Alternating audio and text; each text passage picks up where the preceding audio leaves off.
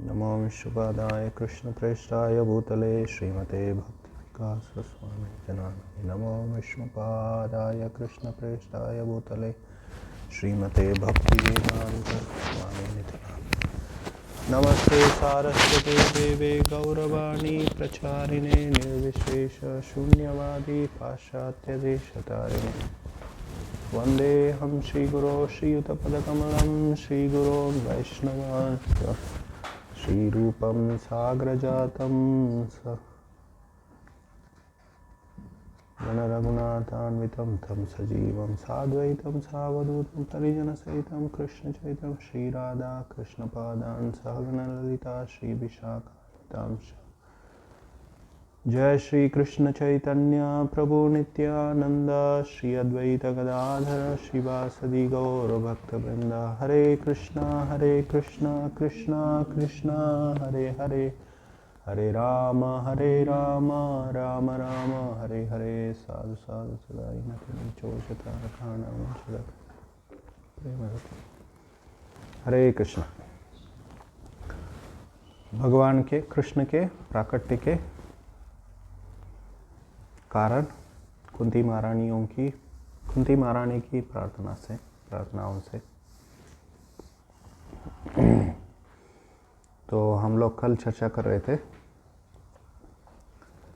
कि कुंती महारानी हालांकि भगवान कृष्ण के बुआ है, लेकिन फिर भी वो शुद्ध भक्त है। इसलिए इन प्रार्थनाओं में हम लोग देखते हैं कि बहुत सारा तत्व ज्ञान है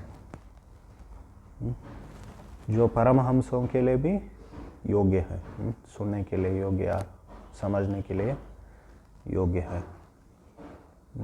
इसलिए श्रीमद् भागवत में रखा गया है। तो वो भगवान के शुद्ध भक्त थी, तो उनका वो वात्सल्य रस में थी। वो श्रील रूप गोस्वामी भक्ति रसामृत सिंधु के अंतिम अध्यायों में जब वो भक्ति रसों का वर्णन करते हैं, जब वो विशेष करके जब वो वात्सल्य रस का वर्णन करते हैं, तो वात्सल्य रस में कौन कौन भक्त है उनका नाम उल्लेख करते हैं वहाँ पर। तो और वात्सल्य रस में वो ऐसे उल्लेख करते हैं कि कौन उसमें सर्वश्रेष्ठ है, उसके अनुसार श्रेष्ठ, उनकी श्रेष्ठता के अनुसार उन नामों को वो उल्लेख करते हैं। तो उसमें पहला नाम आता है, किसी को पता है कौन कौन से नाम है किनका पहला नाम आता है?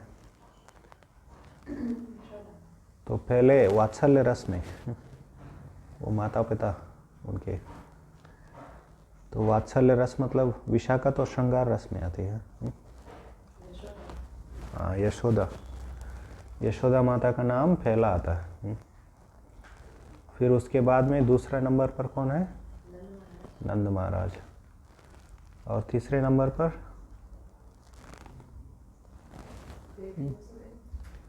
नहीं, रोहिणी माता। फिर चौथे नंबर पर कौन आता है वात्सल्य रस में?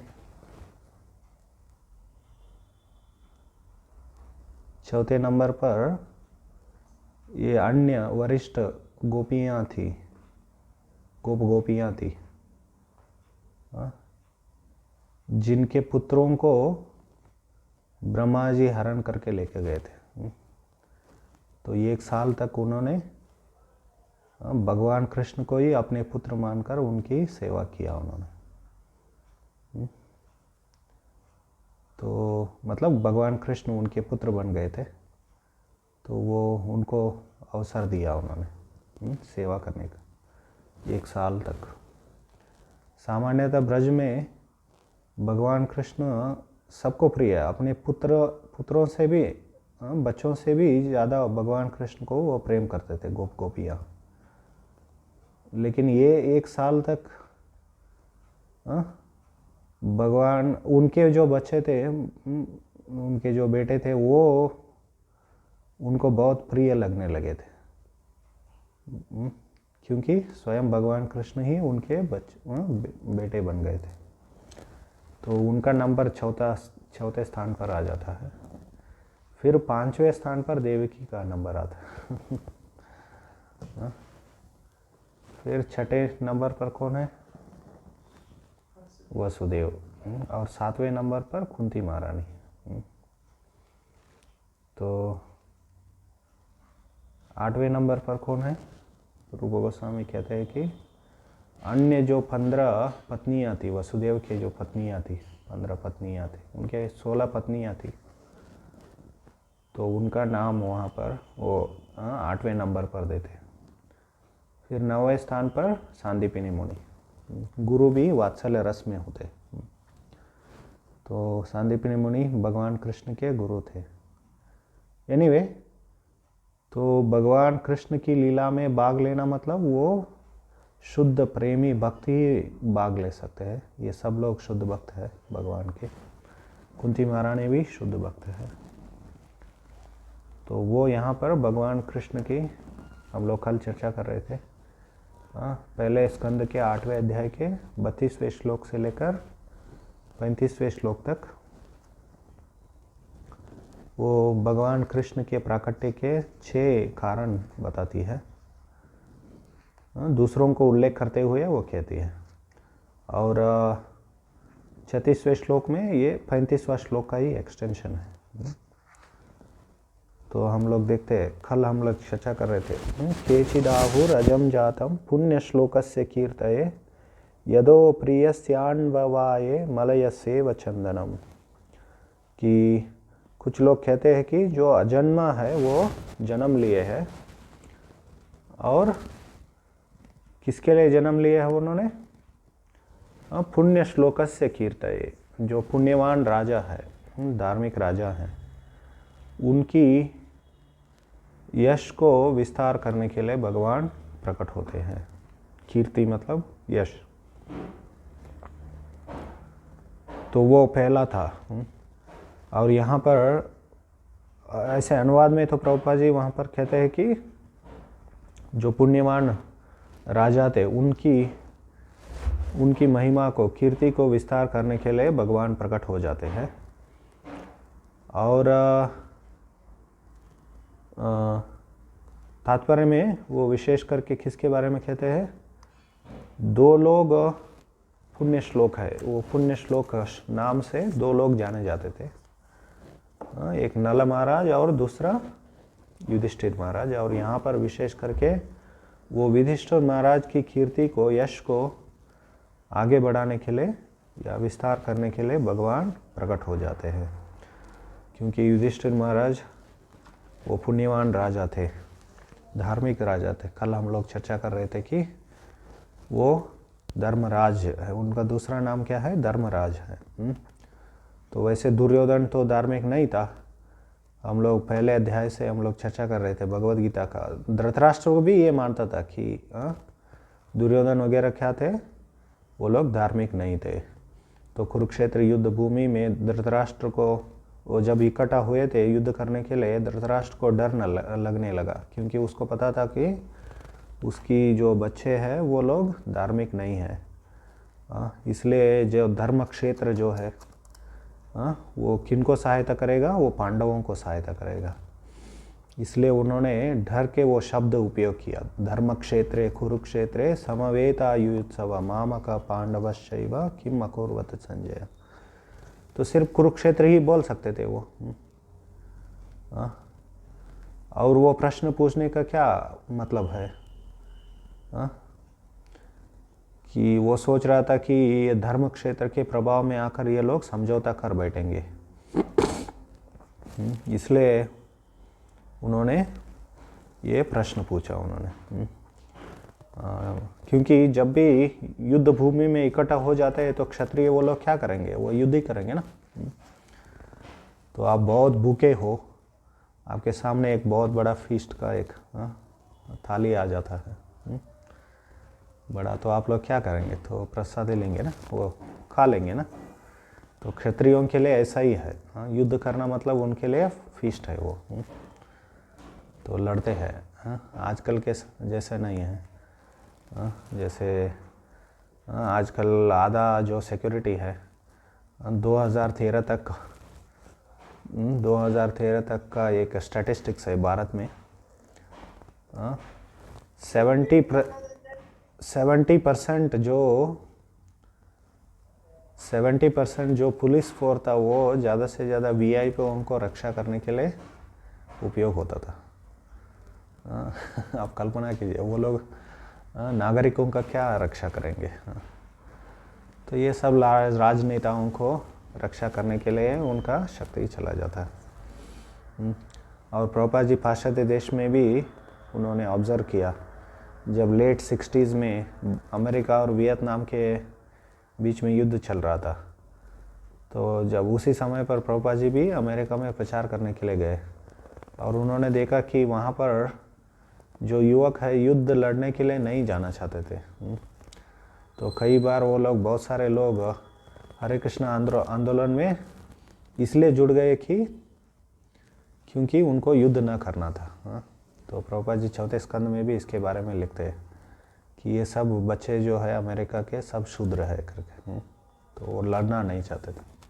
यानी वे क्षत्रियों के लिए युद्ध लड़ना तो उनके लिए ये फीस्ट के समान है। और वो इकट्ठा हो गए तो कुरुक्षेत्र में तो युद्ध ही करेंगे ना। तो इसलिए यहाँ पर प्रभुपाद जी उस तात्पर्य में वर्णन करते हैं हमारे सभी आचार्य की क्यों ये प्रश्न पूछा।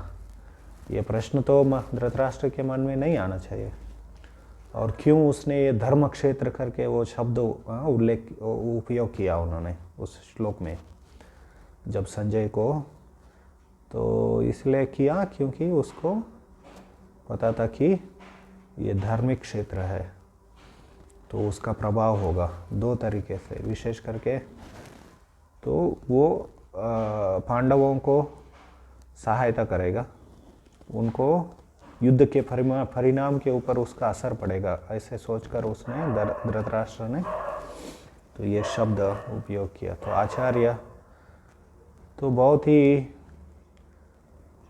सीधा अर्थ एक होता है, लेकिन उसका सिग्निफिकेंस, महत्व, रहस्यमय अर्थ, अंदरूनी अर्थ जो है उन शब्दों का, कुरुक्षेत्र, धर्म क्षेत्र कुरुक्षेत्र, धर्म क्षेत्र का शब्द का वो महत्व समझाते हैं हमें तात्पर्य में। तो कौरव तो वो लोग अधार्मिक थे, उनके जीवन में कोई धर्म नामक चीज़ नहीं था। और कुरुक्षेत्र ये एक धर्म युद्ध था। क्यों धर्म युद्ध था वो? क्योंकि वो एक धार्मिक राजा को स्थापित करने का उसका उद्देश्य था। हालांकि युद्ध करते समय सभी पांडवों ने भी सभी धार्मिक नियमों को क्या किया, भंग किया उन्होंने। सामान्यतः क्षत्रियों में बहुत नियमों के, धार्मिक नियमों के अनुसार युद्ध होता है। तो ऐसा नहीं कि आधुनिक ज़माने में ये सब बारबेरिक, बहुत ही गिरे हुए लोग, बहुत नीच लोग, आजकल के लोग जैसे युद्ध करते हैं। तो कोई रात में ड्रोन भेज देते हैं, वो ड्रोन भेज के सबको जला देते, उड़ा देते और जला देते। तो क्षत्रिय मतलब क्या है? वो लोग क्षत्रिय लोग जो युद्ध करने योद्धा है, वो लोग आमने सामने आ जाते हैं और रात को युद्ध नहीं करते हैं, और जिसके पास हथियार नहीं है उसके ऊपर आक्रमण नहीं करते हैं, और युद्ध हमेशा समान शक्ति वालों के बीच, समान शक्ति वालों के बीच होता है। तो ऐसा नहीं कि किसी बड़े देश दूसरे छोटे देश के ऊपर आक्रमण कर दिया, या रात को जन सामान्य लोगों को जलाना, उड़ा देना। तो ऐसा नहीं होता। ये बहुत ही गिरा हुआ समाज है, आधुनिक समाज। तो हालांकि उस युद्ध में भी सभी प्रकार के जो नियम है उसको तोड़ दिया, लेकिन वो सीधा भगवान कृष्ण के मार्गदर्शन, जो धर्म के पिता है भगवान। तो हम लोग जानते हैं, भगवद गीता पढ़ने से हमें क्या पता चलता है कि भगवान कृष्ण ही धर्म के पिता है। वो भी बताते हैं ना पहले श्लोक के तात्पर्य में ही भगवद गीता के, कि स्वयं भगवान कृष्ण वहाँ पर उपस्थित थे। तो वो भी धर्म क्षेत्र, क्यों धर्म क्षेत्र, वो कुरुक्षेत्र धर्म क्षेत्र बन जाता है क्योंकि स्वयं भगवान कृष्ण वहाँ पर उपस्थित है। जहाँ पे भगवान उपस्थित रहता है वो धार्मिक बन जाता है, क्योंकि भगवान कृष्ण ही धर्म के पिता है। इसलिए वो कहते हैं ना, यदा यदा ही धर्मस्य, मैं धर्म को स्थापित करने के लिए आता हूँ। तो ऐसे पुण्य, यहाँ पर पुण्यवान जो राजा युधिष्ठिर महाराज है, उनको क्या है, युद्ध राजा करके सम्राट बनाने के लिए ये इस युद्ध का रचना हुआ था। और हम लोग देखते हैं वो कुरुक्षेत्र में भी उनके जीवन में एक भी बार उन्होंने झूठ नहीं बोला था युधिष्ठिर महाराज। उनको कुरुक्षेत्र युद्ध में पहली बार उनको झूठ बोलने के लिए बताया गया था।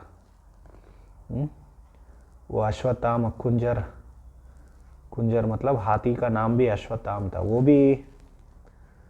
वो झूठ कैसे बोलने के लिए बोला गया था, मतलब इनडायरेक्टली झूठ है, वो सीधा झूठ भी नहीं है। अश्वत्थाम हतो ऐसे वो आता है ना, क्योंकि द्रोणाचार्य युद्ध लड़ रहे थे तो इतना घमासान युद्ध चल रहा था, तो ऐसा लग रहा था कि द्रोणाचार्य अर्जुन को मार देंगे और पांडवों को हरा देंगे। तो इसलिए भगवान कृष्ण ने युधिष्ठिर महाराज को क्या कहते हैं, आप ये ऐसे घोषणा करो कि अश्वत्थामा मर गया, उनकी पुत्र के स्नेह के कारण वो क्या हो जाएंगे, दुर्बल हो जाएंगे। तो इसलिए तो लेकिन वो हिचकिचाया उन्होंने, क्योंकि जीवन भर में एक भी बार उन्होंने झूठ नहीं बोला था। तो हिचकिचाए वो, और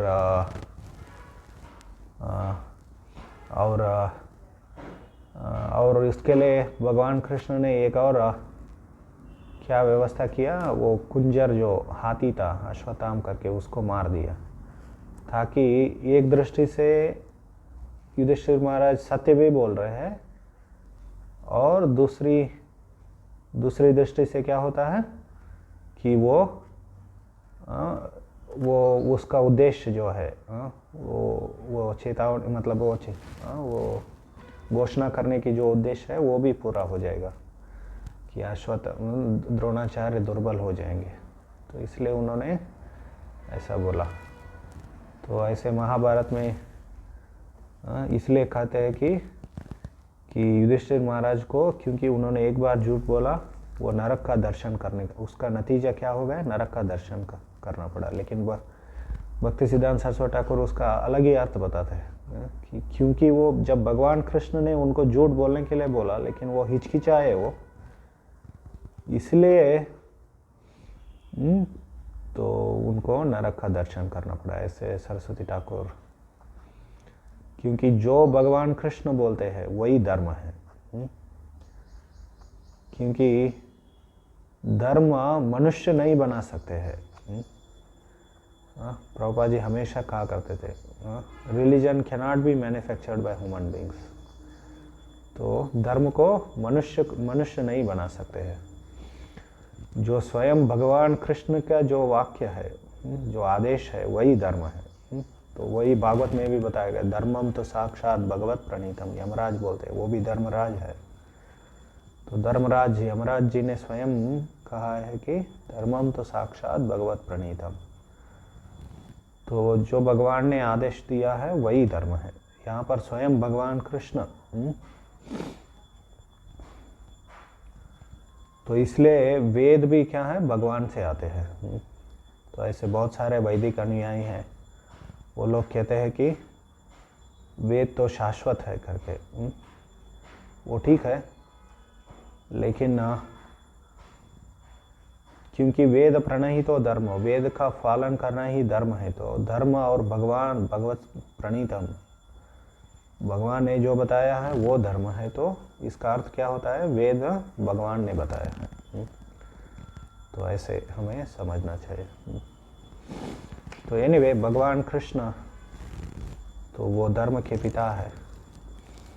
तो इसलिए उनका ये इच्छा था कि ये कुरुक्षेत्र युद्ध हो और युधिष्ठिर महाराज राजा बने।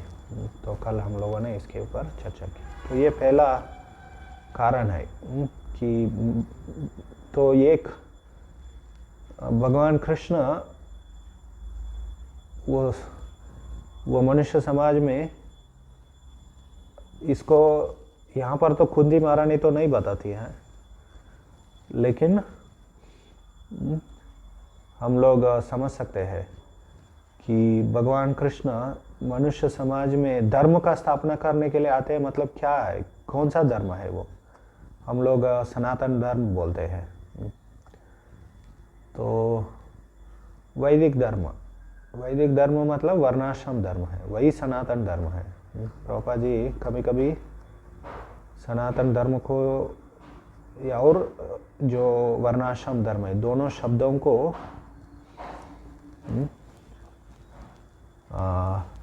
समानांतर पद के रूप में वो उपयोग करते थे। भगवद गीता के तात्पर्य में हम लोग देखते हैं सनातन धर्म और वर्णाश्रम धर्म, ऐसे कहते हैं। सनातन धर्म अथवा या वर्णाश्रम धर्म। और हम लोग देखते चौथे अध्याय में भी यदा यदा ही धर्मस्य के बाद में ही तुरंत ही कुछ श्लोकों के बाद 13वें अध्याय में 13वें श्लोक में क्या आता है? चातुर्वर्ण्य मया सृष्टम गुण कर्म विभागशः। ये वर्णाश्रम धर्म को मैंने ही स्थापित किया है। तो कर्म धर्म यहाँ पर हम लोग देखते हैं कि वो एक समानांतर पद है भगवद गीता में। तो वो वर्णाश्रम धर्म को जब युधिष्ठिर को राजा बनाया उन्होंने, तो वहाँ डेमोक्रेसी तो एस्टैब्लिश नहीं किया भगवान ने कि यार आज से क्या होगा, सब लोग वोटिंग करेंगे। जो मूर्ख लोग, अज्ञानी लोग वोटिंग करके एक और अंधा अज्ञानी व्यक्ति को लीडर बनाएंगे। ऐसा सिस्टम तो भगवान ने शुरू नहीं किया। भगवान ने क्या किया? एक क्षत्रिय राजा को स्थापना किया। इसका अर्थ है कि भगवान क्या करते हैं? वर्णाश्रम धर्म को स्थापना करते हैं। तो इसलिए राजा भी क्या है? धार्मिक होते थे। और यहाँ पर विशेष करके तात्पर्य में श्रील प्रभुपाद, जब राजा धार्मिक नहीं होता है तो लोग क्या हो जाएंगे? पुण्यवान नहीं होता है तो लोग दुखी हो जाएंगे, समाज दुखी हो जाएगा, मनुष्य समाज दुख से भर जाएगा। तो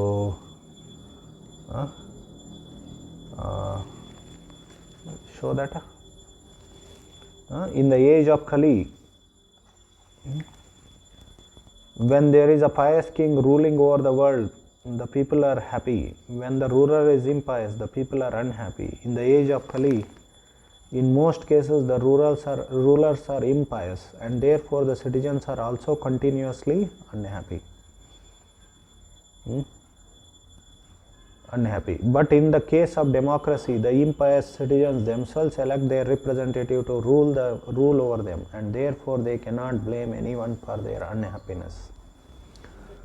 तो प्रभुपाद जी यहाँ पर कह रहे हैं कि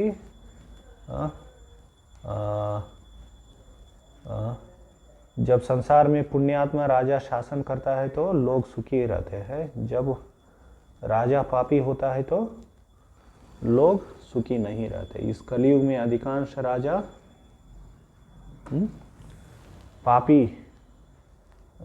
पापी है, अतएव नागरिक भी लगातार दुखी रहते हैं। लेकिन प्रजातंत्र में तो पापी नागरिक अपने प्रतिनिधि का चुनाव स्वयं करते हैं, अतएव वो अपने दुख के लिए किसी अन्य को दोष नहीं दे सकते।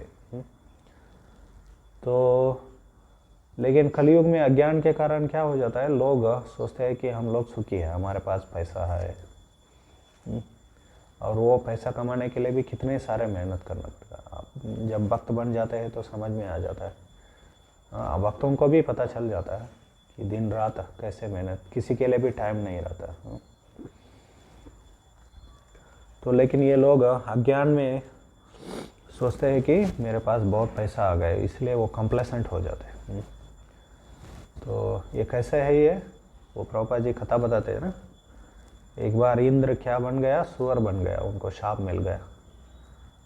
तो लेकिन वहाँ पर इंद्र बनने के लिए कोई योग्य व्यक्ति नहीं था। ब्रह्मा जी फिर से आकर उनको पूछते हैं मैं फिर से तुमको इंद्र बन जाऊंगा, आ जाओ करके, लेकिन वो सोचता है कि वो कहता है, वो जो इंद्र सुअर के रूप में जो था, अब मेरे बहुत सारे सुरानियाँ हैं और उनके बच्चे भी हैं हम लोग बहुत ही आनंद, गटर में वो लोग क्या करते हैं, गाना गाते होंगे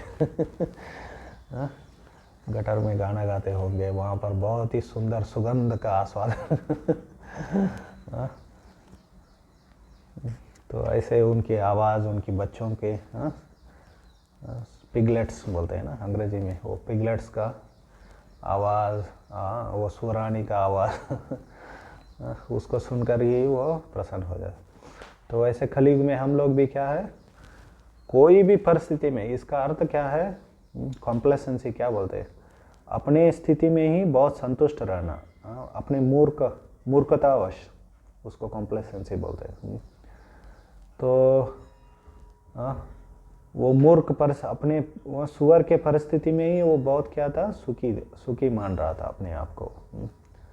लेकिन उनसे भी ऊंचे स्थान में जो रहते हैं उनको पता चलता है कि ये लोग क्या है, बहुत ही घृणित अवस्था में है। तो वैसे ही हमसे भी जो ज़्यादा ऊपर है उनको समझ में आ जाता है कि हम लोग बहुत ही घृणित अवस्था में है। या थोड़ा तो लोगों को मैथुन सुख मिल गया तो वो लोग सुखी हो जाते हैं, अपने आप को सुखी मानते हैं। लेकिन प्रहलाद महाराज कहते हैं कि यन मैथुनादि ग्रह में यदि सुखम ही तुच्छ, बहुत ही तुच्छ है वो, क्योंकि प्रहलाद महाराज बहुत शुद्ध भक्त थे। वो लोग हम लोगों के जो परिस्थिति है उसको देखकर वो प्रहलाद महाराज क्या है, बहुत दुखी हो रहे थे। वो कहते हैं ना, माया सुखा या भ्रमोद्भवत हो, मैं इसलिए दुखी हूँ कि ये लोग माया सुख के पीछे पड़े हैं ऐसे।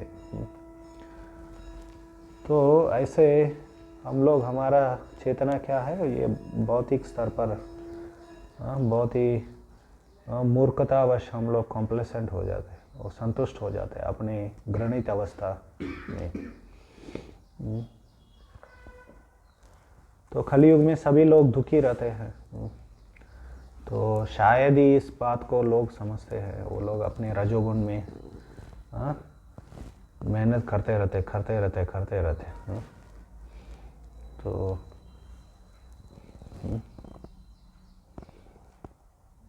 एक बार एक डिवोटी बोल रहे थे, वो किसी बुजुर्ग व्यक्ति से मिले थे, रिटायर्ड व्यक्ति से। तो उन्होंने, भक्त ने पूछा कि आप क्या करते हो? तो वो कहता है कि आई एम एंजॉइंग लाइफ, अभी मैं रिटायर हो गया हूँ, I am enjoying. And what you do, what is your daily schedule, दिन भर आप क्या करते हो? तो मैं दिन भर वो क्या कहते हैं वो लोग, वो एक होल रहता है, वो लोग वो बॉल, गोल्फ मैं दिन भर गोल्फ खेलता हूँ तो इसको वो एंजॉयमेंट समझता है। दिन भर मेहनत करके वो क्या है, बॉल को वो होल में डालने के लिए प्रयास करना इतना मेहनत करना, उसको क्या कहते हैं वो लोग, एंजॉयमेंट कहते हैं तो लेकिन रजोगुण में समझते नहीं हैं लोग। तो ऐसे लोग इसको सुख मानते हैं। तो एनीवे,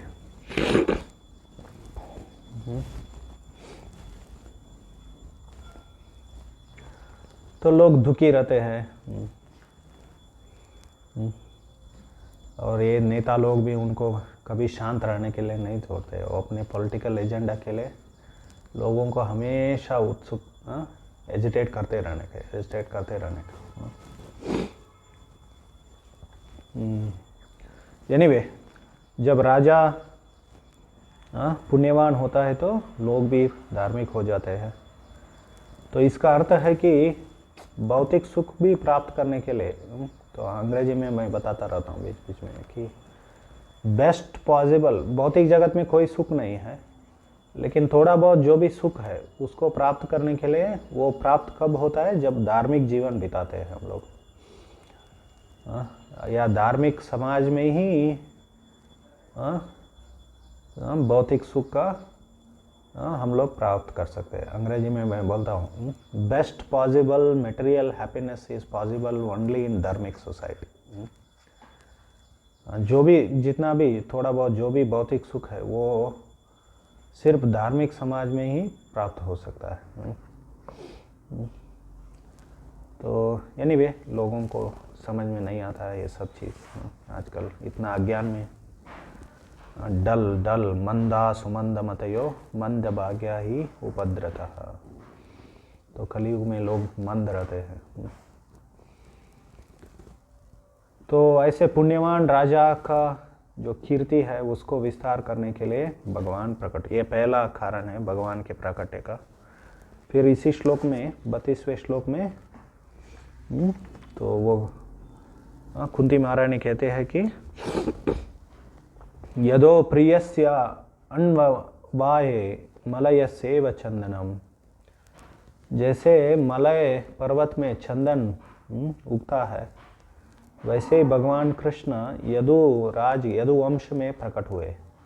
यदुवंश में प्रकट होकर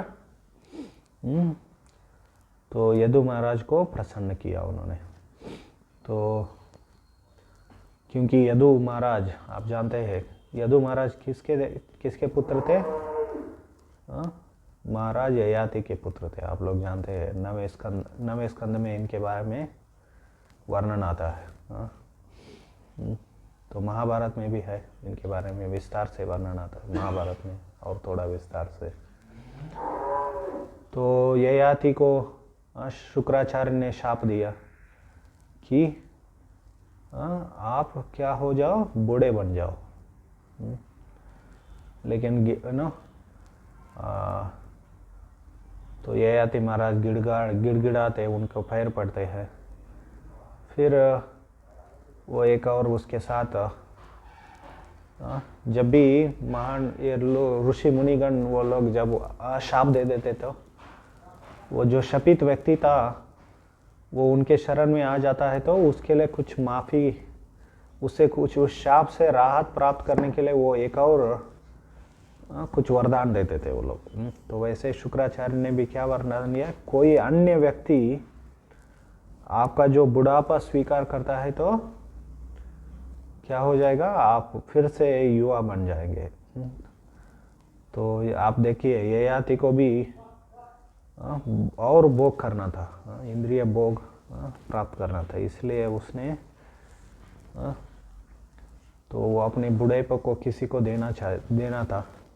सबको पूछता है वो, अपने प्रजा को पूछता है। कोई भी एक भी प्रजा भी सामने नहीं आता है कि उनकी बुढ़ापा लेने के लिए, क्योंकि सबको बहुत इंद्रिय भोग क्या है, बहुत ही प्रिय है।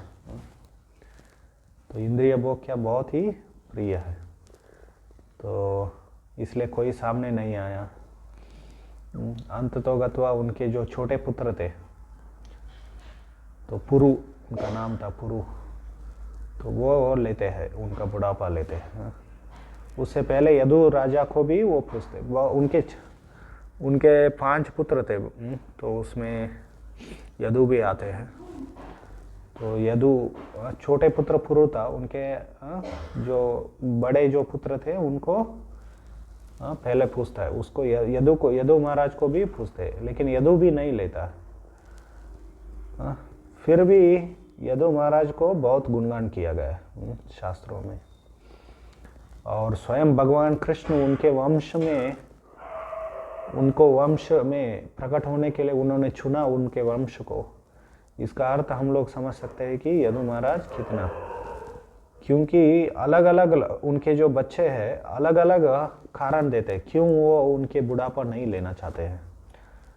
लेकिन यदु महाराज वो क्या कहते हैं कि मुझे क्या करना है, तपस्या करना है, वैराग्य का पालन करना है, इसलिए मैं आपका बुढ़ापा नहीं ले सकता हूँ। तपस्या करना है या भगवत भक्ति करना है।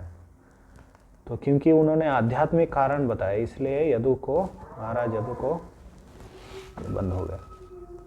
तो उनकी परिवार में, उनके प्रिय जो है, उनके परिवार में चार्जेस दे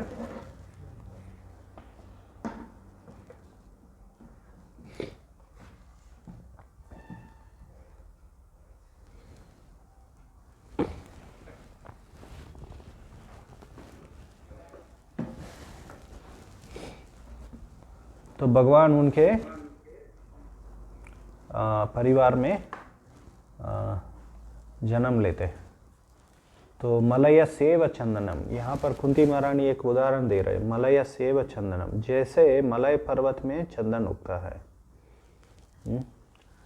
तो इसका अर्थ प्रभुपाद जी तात्पर्य में क्या समझा रहे हैं कि भगवान को ये भौतिक संसार के जो भी वंश है, जो भी परिवार है या वंश है, उससे कुछ लेना देना नहीं है। तो चंदन कहीं पे भी क्या हो सकता है, उग सकता है वो। लेकिन एक समय क्या हुआ, तो मलय पर्वत में जो चंदन हुआ वो बहुत ही प्रसिद्ध था। इसलिए जो भी लोग चंदन बोलते थे वो लोग मलय चंदन बोलते थे। तो मलय चंदन लेकर आओ, मलय चंदन दे दो, मलय चंदन ले लो, ऐसे। तो चंदन मतलब वो मलय चंदन हो गया वो। इसलिए यहाँ पर भगवान कृष्ण यदु वंश में प्रकट हुए, इसलिए उनका अलग अलग नाम हुआ। यदुवीर, यदुवंशी, यादव, यदुनंदन, ऐसे बहुत सारे भगवान कृष्ण के नाम हुए। इससे हमें क्या समझना नहीं चाहिए कि तो भगवान भी एक ऐतिहासिक व्यक्ति थे और वो भी एक भौतिक जीव के समान है जो एक परिवार में जन्म लेता है या परिवार का भाग या अंग बन जाता है। तो ये सब नामों से हम लोग ऐसे कल्पना कर सकते हैं ना, लोग ऐसे सोच सकते हैं, यादव, यदुवीर, यदुनंदन। या भारत में एक बहुत बड़ा कम्युनिटी है, यादव कम्युनिटी है ना। वो लल्लू प्रसाद यादव वो भी बोलता है हम भी भगवान कृष्ण के परिवार वंश वाले हैं। ऐसे यादव लोग हैं बहुत सारे। तो वो लोग सोचते हैं ये हमारे भगवान हैं। मतलब वो भगवान एक समुदाय के भगवान व्यक्ति बन जाते हैं वहाँ पर, बाघ बन जाते हैं, अंग बन जाते हैं या सदस्य बन जाते हैं। तो भगवान एक भौतिक वंशावली का सदस्य है, या इससे ये भी समझ में आता है कि एक सामान्य भगवान कृष्ण सामान्य जीव है जो कोई भौतिक वंश में वो जन्म लिया उन्होंने, इसलिए उनका नाम यदु है, यादव है, यदुवीर है, यदुनंदन है, यदुवंशी है। तो फिर भगवान क्या हो जाते हैं, एक समुदाय का सदस्य बन जाते हैं। तो भगवान मतलब क्या है, वो सृष्टि से परे है, सर्वोच्च है। ये भौतिक संसार के कोई जाति, समुदाय, वंश, इससे कुछ लेना देना नहीं है भगवान को। तो वो मतलब यहाँ पर भगवत्ता का, यहाँ पर भगवान की भगवत्ता क्या हो जाता है, मतलब वो क्वेश्चनेबल हो जाता है, क्या भगवान है वो। तो इसलिए ये पहले आरंभ में अजन्म है। तो और ये उदाहरण अजम जातम वो शब्द उपयोग किया उन्होंने, और मलय सेव चंदनम बताया। चंदन सिर्फ मलय पर्वत में ही नहीं उगता है, वो कहीं भी उग सकता है। तो हालांकि मलय चंदन वो प्रसिद्ध है, लेकिन वो जो मलय चंदन जो है कहीं पर भी वो उग सकता है, प्राप्त हो सकता है। इसलिए ऐसे उदाहरण देकर वो बताती है कि भगवान कृष्ण कोई भौतिक वंशावली का सदस्य नहीं है, कोई समुदाय का सदस्य नहीं है, वो सर्वोच्च व्यक्ति है, वो देवोत्तम परम पुरुष है वो। तो ये सभी जो भौतिक संसार के परिवार, वंश, इनसे कुछ लेना देना नहीं है, ऐसे यहाँ पर कुंती महारानी कह रही।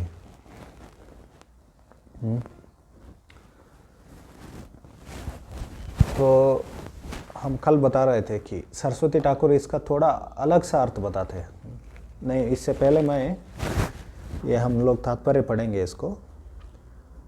तो यहाँ पर दो कारण, इस श्लोक में भगवान के प्राकट्य का दो कारण कुंती महारानी वर्णन करती है। एक है कि महाराज युधिष्ठिर को वो गुणगान करने के लिए या उनके वे कीर्ति को, यश को विस्तार करने के लिए भगवान प्रकट हो जाते हैं। दूसरा है क्योंकि उनके जो शुद्ध भक्त यदु, राजा यदु, उनको प्रसन्न करने के लिए उनके परिवार में भगवान कृष्ण प्रकट हो जाते हैं। तो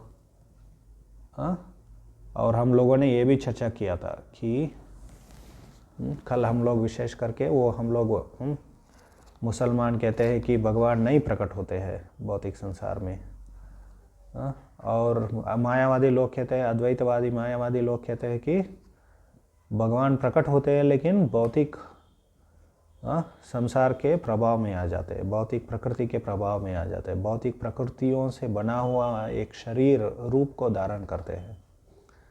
ऐसे वो सब गलत है, क्योंकि यहाँ पर कुंती महारानी कहते हैं वो अजन्मा है भगवान, तो उनका जन्म नहीं होता है, सामान्य जीव की तरह जन्म नहीं होता है, अजम जातम, वो फिर भी लीला करने के लिए यहाँ पर जन्म लेते हैं। तो जब भी लीला या कर्म, इन दोनों के बीच में अंतर है। हम लोग जब कोई कार्य करते हैं या जन्म लेते हैं तो वो सब कर्म के नियम के अंतर्गत होता है, लेकिन जब भगवान कोई कार्य करते हैं या वो जन्म लेते हैं तो उसको लीला कहते हैं हम लोग। क्यों लीला कहते हैं? क्योंकि वो कर्म के नियम के अंतर्गत नहीं आता है।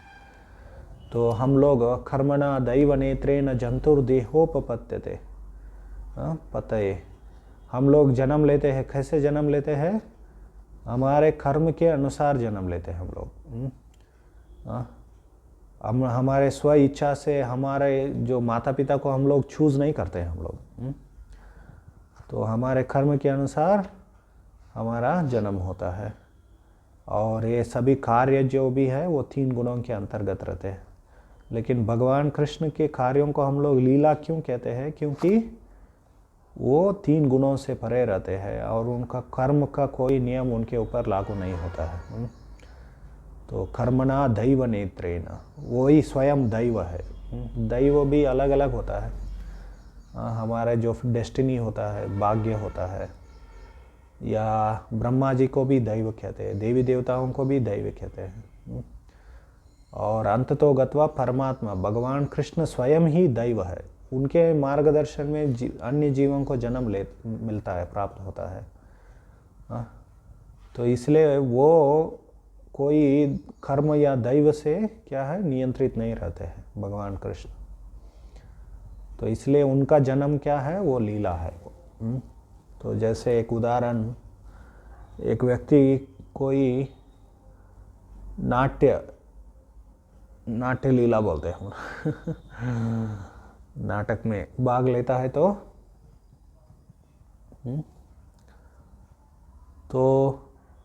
उसको उस पात्र का अभिनय अंदर घुसना पड़ता है।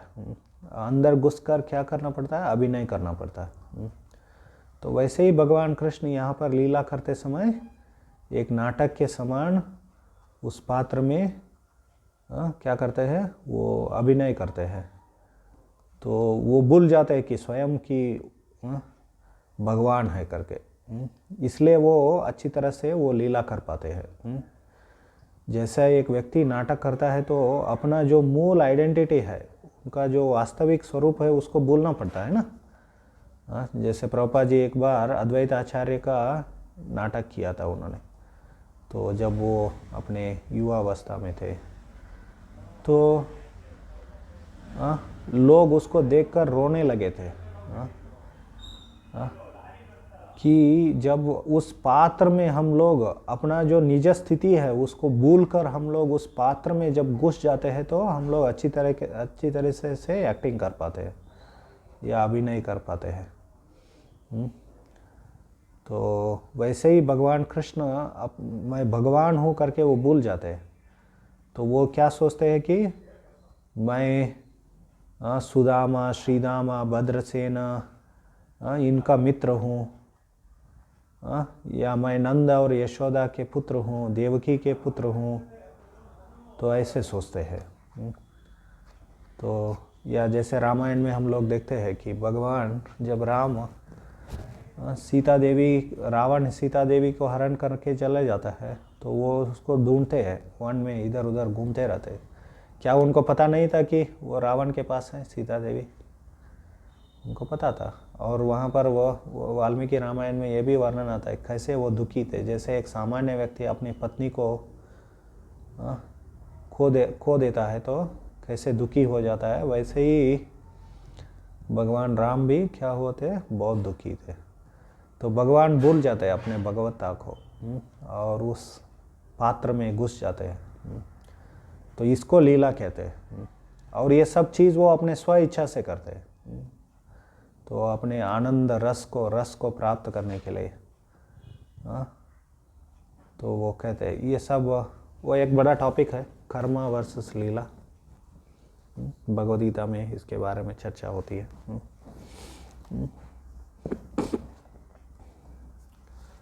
तो भगवान यहाँ पर जन्म लेने का क्या कर रहे हैं, लीला कर रहे हैं यहाँ पर। तो वो अजन्मा है, लेकिन तो यहाँ पर प्रभुपाद जी ये सब वो गलत, भगवान के जन्म के बारे में जो गलत धारणा है उसको खंडन कर रहे हैं तात्पर्य में। तो हम लोग उसको पढ़ते हैं।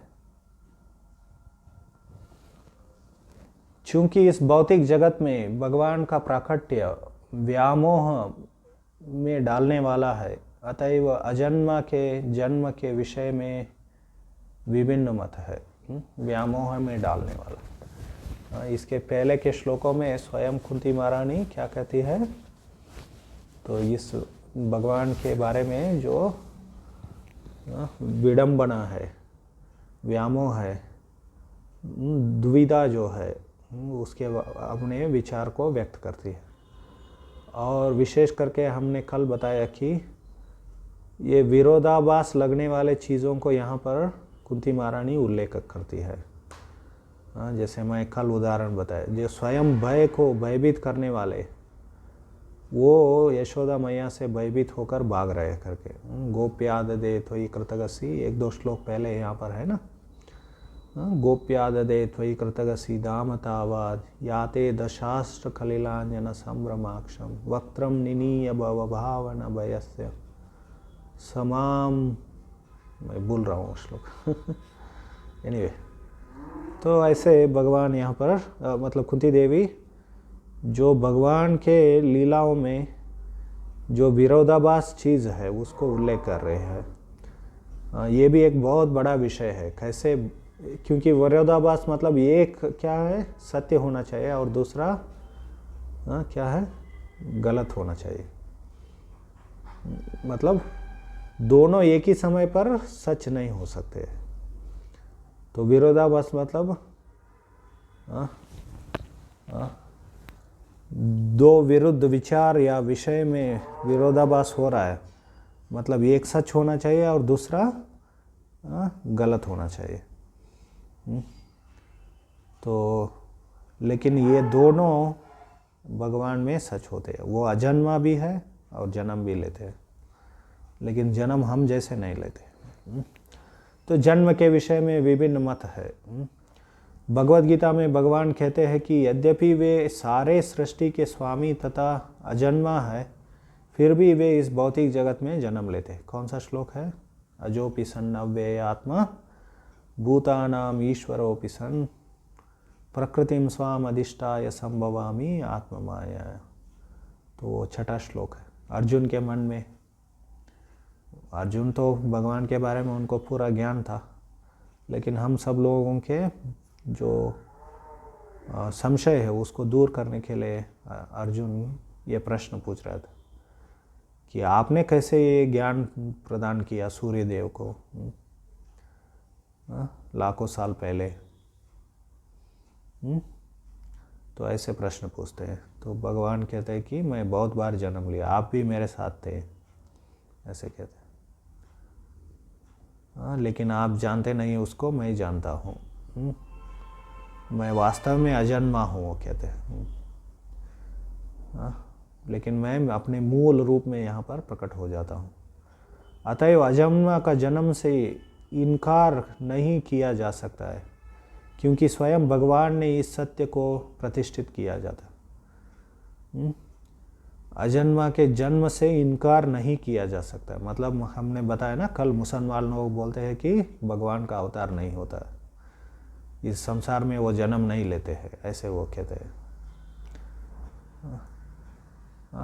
और दूसरा यहाँ पर अगला लाइन, फिर भी उनके जन्म को लेकर विभिन्न मत प्रचलित है। जैसे मत हमने बताया कि अद्वैतवादी लोग कहते हैं कि हाँ वो लोग जन्म लेते हैं, भगवान जन्म लेते हैं, लेकिन भौतिक प्रकृति के अंतर्गत, ऐसे वो लोग कहते हैं। निर्गुण ब्रह्म सगुण ब्रह्म बन जाता है, ऐसे वो लोग कहते हैं।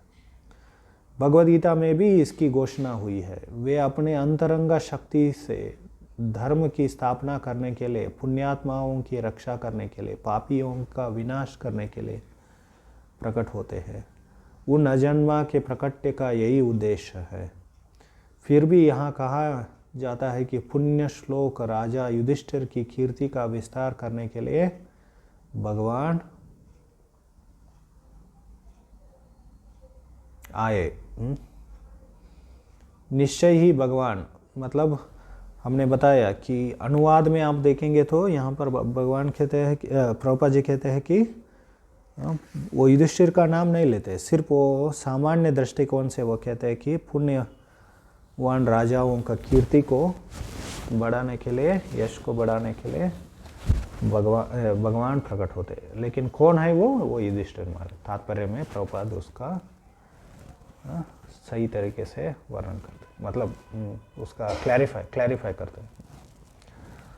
तो निश्चित ही भगवान श्री कृष्ण सारे विश्व के कल्याण हेतु पांडवों का राज्य स्थापित करना चाहते थे। तो पांडवों को, युधिष्ठिर को क्यों स्थापित करना चाहते थे वो? क्योंकि विश्व का कल्याण के लिए। क्योंकि राजा क्या होना चाहिए? वो धार्मिक होना चाहिए। जब संसार में पुण्यात्मा राजा शासन करता है तो लोग सुखी रहते हैं। जब राजा पापी होता है तो लोग सुखी नहीं रहते। इस कलयुग में अधिकांश राजा पापी है, अतएव नागरिक भी लगातार दुखी रहते हैं। लेकिन राजतंत्र में तो पापी नागरिक अपने प्रतिनिधि का चुनाव स्वयं करते हैं, अतएव वे अपने दुख के लिए किसी अन्य को दोष नहीं दे सकते। महाराज नल भी एक महान पुण्यात्मा राजा के रूप में विख्यात थे, लेकिन उनका भगवान कृष्ण से कोई वास्ता न था। अतएव यहाँ पर कृष्ण द्वारा महिमा मंडित किए जाने में महाराज युधिष्ठिर से ही तात्पर्य है। राजा यदु के कुल में जन्म लेकर भगवान ने उनकी भी कीर्ति बढ़ाई थी।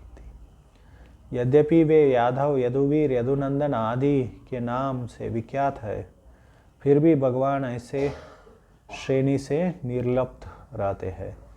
वे उस चंदन के समान है जो यहाँ पर निर्लिप्त, तो भगवान का निर्लिप्तता, तो यहाँ पर हमें याद रखना चाहिए। वे उस चंदन के समान है जो मलय पर्वत में उगता है। वृक्ष तो कहीं भी और सर्वत्र उगते हैं, लेकिन चंदन का वृक्ष विशेष रूप से मलय पर्वत के क्षेत्र में उगता है, इसलिए चंदन तथा मलय पर्वत का नाम परस्पर जुड़ा हुआ है। तो अतएव निष्कर्ष यह निकलता है कि भगवान सूर्य के समान सदैव अजन्मा है, फिर भी वो उसी प्रकार प्रकट होते हैं जिस प्रकार सूर्य पूर्वी क्षितिज में उदय होता है। यहाँ पर एक और उदाहरण, सूरज का उदाहरण प्रभुपाद जी दे रहे हैं। तो सूरज पूरब में उगते हैं, इसलिए उनको पूरब से क्या किया जाता है? पहचाना जाता है। लेकिन उससे उनको कुछ लेना देना नहीं। जिस प्रकार सूर्य कभी पूर्वी क्षितिज का ही बनकर नहीं रह जाता, उसी तरह भगवान किसी के पुत्र नहीं, अपितु ये समस्त वस्तुओं के पिता जनक है। तो हमें ऐसा सोचना नहीं चाहिए कि यदु के पुत्र है भगवान, तो ऐसा नहीं सोचना है। यदु के परिवार के सदस्य है, तो नहीं तो क्या हो जाता है, भगवान सामान्य व्यक्ति बन जाते हैं, एक वंश का सदस्य बन जाते हैं। तो वो देवोत्तम परम पुरुष है, भगवान है, परमात्मा है, तो हमें वो याद रखना चाहिए यहाँ पर। तो ये बात यहाँ पर तात्पर्य में थोड़ा पीछे जाएंगे। यहाँ पर प्रभुपाद जी कहते हैं, हाँ नहीं बहुत ज़्यादा हो गया। यहाँ पर एक वाक्य, यद्यपि, लेकिन यहाँ पर क्या है, राजा यदु के कुल में जन्म लेकर भगवान की उनकी भी कीर्ति बढ़ाई थी। तो ये जो वाक्य है प्रभुपाद जी, एक्चुअली तो हमें बहुत ही जागरूकता से पढ़ना चाहिए प्रभुपाद जी के तात्पर्यों को। मलयस्येव चंदनम, वो चंदन का जो उदाहरण दिया था उन्होंने, कुंती देवी ने, उससे हमें क्या समझ में आता है कि भगवान निर्लिप्त है, कोई वंश परिवार से उनको कुछ लेना देना नहीं है। एक हालांकि उन्होंने प्रकट किया, वो यदुवंश, यदु राजा उनको बहुत प्रिय है, उनके शुद्ध भक्त है, वो सब ठीक है। लेकिन एक सामान्य जीव एक परिवार का सदस्य बन जाता है, ऐसे भगवान एक परिवार का सदस्य नहीं बनते हैं, तो वो हमें याद रखना चाहिए। तो वो एक हम समझते हैं। दूसरा अर्थ क्या है मलयस्य व चंदन का, जैसे मलय पर्वत में ये चंदन प्रकट होकर या वहाँ पर उग के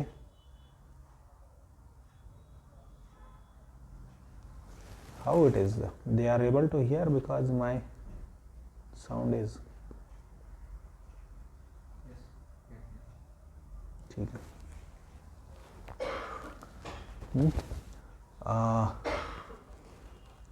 मलय पर्वत को क्या करता है, वो यश का वृद्धि करता है वो।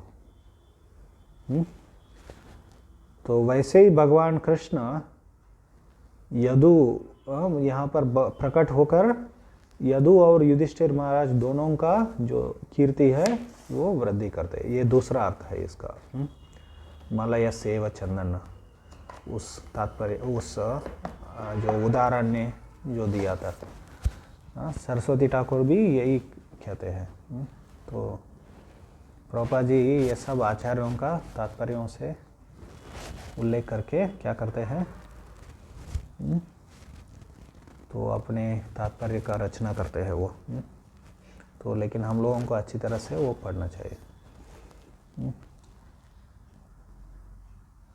यहाँ पर हम लोग थोड़ा पढ़ेंगे उसको। मलय पर्वतेर यशो वृद्धिर निमित्त येमन चंदन वृक्षेर जन्म हया तद्रूप पुण्य श्लोक प्रिय युधिष्ठिरेर अथवा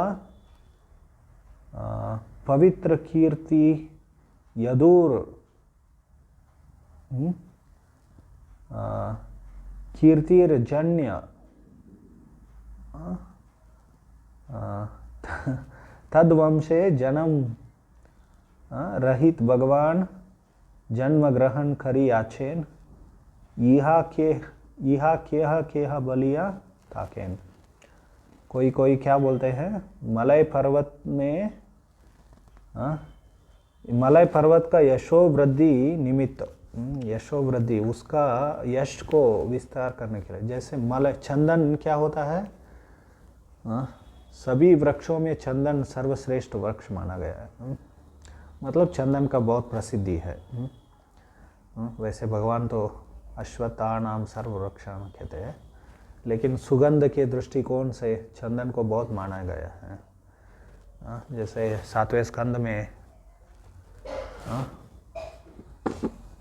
7वें स्कंद में क्या है, तो हिरण्यकशिपु अपने पुत्र प्रहलाद का भर्त्सना कर रहा था, वो क्या कह रहा था, चंदन के वन में क्या है, ये कांटे का वृक्ष निकल गया है, ऐसे ऐसे कह रहा था। मतलब उनका जो राक्षसी वंश क्या है, वो चंदन का चंदन वन है, ऐसे बोल रहा है। हम सब लोग राक्षस चंदन वृक्ष के समान है, ऐसे बोल रहा है। और उसके बीच में ये कांटे का वृक्ष कहाँ आ गया है, प्रहलाद ऐसे कह रहा है। तो चंदन का वृक्ष प्रसिद्ध है, विशेष करके उसका सुगंध के कारण। तो वो प्रसिद्ध है। और मलय पर्वत में वो उग कर क्या है, मलय पर्वत प्रसिद्ध हो गया। तो वैसे ही भगवान कृष्ण यहाँ पर यदुवंश में प्रकट होकर क्या किया उन्होंने, युधिष्ठिर महाराज को और यदु महाराज को। युधिष्ठिर महाराज को क्यों, युधिष्ठिर और यदुओं का क्या था, संबंध था, वो उनका बुआ थी ना कुंती देवी, तो इसलिए उनका भी संबंध था। ऐसे उनका कीर्ति यश बढ़ गया कि स्वयं भगवान उनके परिवार में जन्म लिया है। जो अजन्मा है वो भगवान है, तो उन्होंने यहाँ पर जन्म लिया, ऐसे ऐसे कोई कोई कहते हैं। ऐसे यहाँ पर हमारे सरस्वती ठाकुर उसका अनुवाद कर रहे हैं इस श्लोक का। समझ में आ गया? ठीक है, यहाँ पर इस श्लोक में 2 कारण बताते हैं, तो हम लोग इसको यहीं पर रोकते हैं। अगले 4 कारण है और कुंती महारानी भगवान के प्राकट्य के बारे में, वो हम लोग कल शाम को करेंगे 7 बजे शाम को। ठीक है, हरे कृष्ण कृष्ण कृष्ण हरे हरे, हरे राम राम राम हरे। कोई प्रश्न, टीका टिप्पणी है?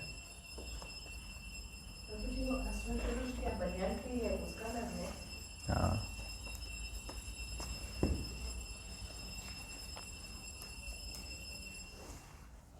क्या बोलते हैं उसको हिंदी में? पीपल बोलते हैं, पीपल। हाँ,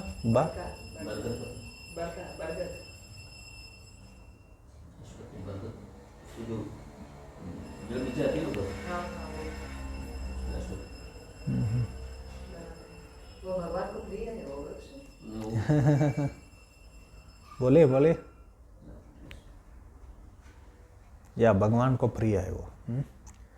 क्योंकि भक्ति रसामृत सिंधु में भी उसका उल्लेख आता है कि भक्ति का एक अंग है वो अश्वत्थ वृक्ष, तुलसी, या वो जो हम लोग वो क्या है, वो खट्टा खाते हैं ना हम लोग, इमली में आमला का पेड़ को पूजा करना चाहिए, ऐसे रूप गोस्वामी बताते हैं, क्योंकि वो भगवान को प्रिय है। वो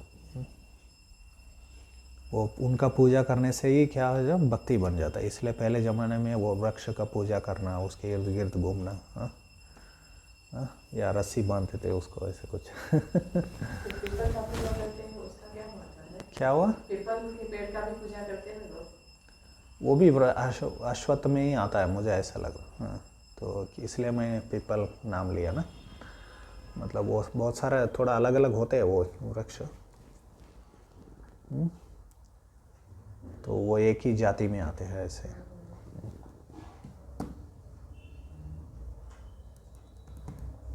और कुछ है? वासेल फॉर्म में जो अलग अलग लोग हैं घर के, कैसे विस्तार किया है, लग रहा है कैसे वर्णन किया, वो ग्रेडेशन कैसे किया है। तो जिसको भगवान को उस वात्सल्य रस में जितना ज़्यादा सेवा किया, आनंद दिया, उसके अनुसार ये ग्रेडेशन किया गया।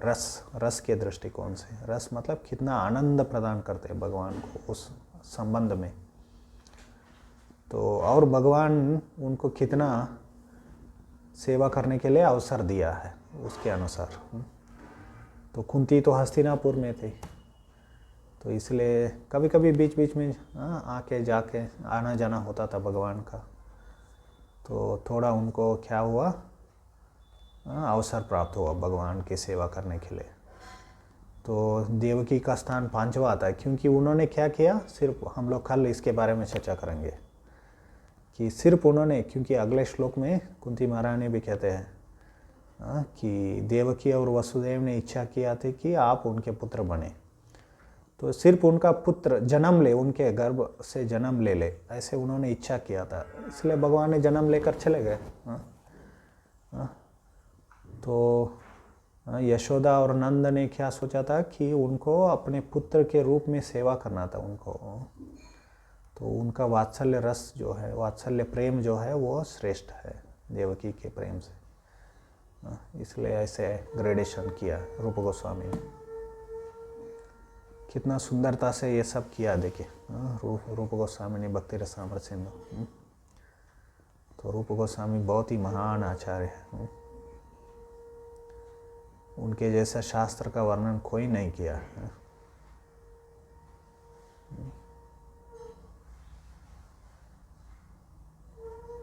इसलिए भक्ति रसामृत सिंधु अच्छी तरह से पढ़ना चाहिए। ठीक है, हरे कृष्ण। श्रीमद् भागवतम की जय।